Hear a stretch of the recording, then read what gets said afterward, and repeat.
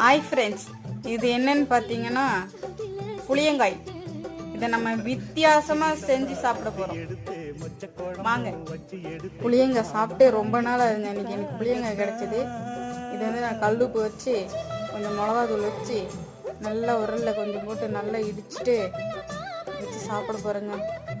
நினைக்கும் போதே நாக்கில்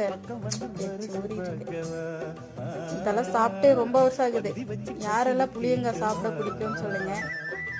இதெல்லாம் நாங்கள் சின்ன வயசுல கல்லில் இந்த காய் போட்டு நல்லா உரசி அதில் கொஞ்சமும் உப்பு மிளகாத்தூளும் போட்டு தடவி சாப்பிடுவோம். வேறு லெவலில் இருக்கும். ரொம்ப நாள் கழிச்சு எனக்கு இது கிடச்சிருக்கு. நிஜமானே எனக்கு ரொம்ப சந்தோஷமாக இருக்குது. பாருங்கள் எப்படி இருக்கு.